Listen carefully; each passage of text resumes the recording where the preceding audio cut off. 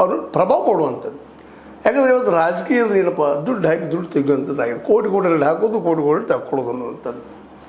ಹೀಗಾಗಿ ಪ್ರಭಾವಿ ಇವು ಎರಡೂ ನಾಯಕರಲ್ಲ, ಅಂದರೆ ಈ ಇಬ್ಬರು ದೇವೇಗೌಡರು ಮತ್ತು ಯಡಿಯೂರಪ್ಪನ ಬಿಟ್ಟುಕೊಂಡು ಈ ಸಲ ನಮ್ಮ ಒಕ್ಕಲಿಗರ ಎಣ್ಣೆ ಆಗ್ಯದ, ಲಿಂಗಾಯತರ ಎಣ್ಣೆ ಆಗ್ಯದ ಅನ್ನೋಂಥ ಒಂದು ತಂತ್ರವನ್ನು ಅನ್ನೋದು ಹಾಕೋರಿದ್ರು. ಆದ್ರೆ ಇಲ್ಲೇ ಮೂಲ ರಾಹುಲ್ ಗಾಂಧಿಯವ್ರ ಕಡೆಗೆ ಹೇಳಬೇಕಾಗ್ತದೆ, ಇದು ಭಾಳ ಲೆಕ್ಕ ಹಾಕ್ಕೊಂಡು ಈ ಸಲ ಒಕ್ಕಲಿಗ ಮನೆ ಹಾಕಿದ್ದಾರೆ ಇವರು.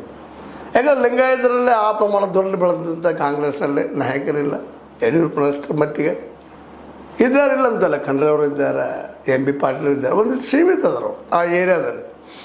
ಹೀಗಾಗಿ ಒಕ್ಕಲಿಗರಲ್ಲೇ ಇಲ್ಲೂ ಇರಲಿಲ್ಲ. ಆದರೆ DK ಶಿವಕುಮಾರ್ ಅವರು ಸ್ವಪ್ರಯತ್ನದಿಂದ ಭಾಳಷ್ಟು ಡೆವಲಪ್ ಆಗಿದ್ದಾರೆ. ಆರ್ಥಿಕವಾಗಿ ಬದ್ಧರಿದ್ದಾರೆ, ಪಕ್ಷ ಉಳಿಸ್ಕೊಂಡು ಹೋಗ್ತಾರೆ, ಜಟ್ರು ಇದ್ದಾರೆ. ಮತ್ತು ಇಲ್ಲಿವರೆಗೆ ಅವರು ರಾಜಕೀಯ ದೇವೇಗೌಡರ ಮನೆತನದ ವಿರುದ್ಧ ರಾಜಕೀಯ ಆಗಿದ್ದವರು.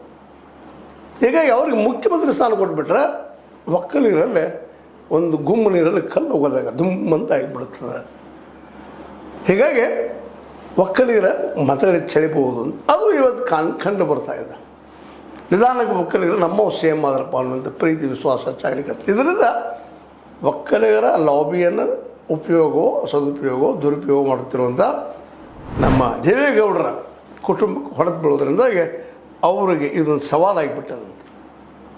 ಅವ್ರಿಗಾಗಲೇ ಪ್ಲಾನು ಮಾಡಿದ್ರು ಅದೇ ಸರಿ. ಈಗಾಗಲೇ ಈ ಒಂದು 2 ವರ್ಷಗಳಲ್ಲಿ ಈಗ ಸ್ಟಾರ್ಟು 25 ವರ್ಷ ಆಯ್ತು ಅಂತೇಳಿ ತಮ್ಮನ್ನು ತಾವು ಬಿಂಬಿಸ್ಕೊಳ್ಳುವಂಥದ್ದು ಮತ್ತೇನು ಮಾಡುವಂಥದ್ದು ಮಾಡ್ತಾಯಿದ್ರು.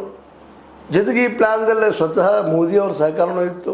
ಮೋದಿಯವರು ಸಹ ಇದೇ ಪ್ಲ್ಯಾನ್ ಮಾಡಿದ್ರು. ಮೋದಿ ಶಾ ಅವರು ಒಂದು ಕಡೆ ಒಕ್ಕಲಿಗರು, ಇನ್ನೊಂದು ಕಡೆ ಲಿಂಗಾಯತ ಕೂಡಿಸ್ಕೊಳ್ಳೋದು, ಪ್ರಭಾವಿಯಾಗಿ ತಾವು ಎಂಟ್ರಿ ಆಗೋದು, ಹಿಂದುತ್ವ ಪ್ಲಸ್ ಲಿಂಗಾಯತ ಪ್ಲಸ್ ಒಕ್ಕಲಿಗೆ ಮಾಡಿಕೊಂಡು ಇಬ್ಬರು ಮುಂಬರುವ ಎಲೆಕ್ಷನ್ದಲ್ಲೇ SIR ಸರಿಯಾಗಿ ಸದುಪಯೋಗ ಮಾಡಿಕೊಂಡು ಕಾಂಗ್ರೆಸ್ಸನ್ನು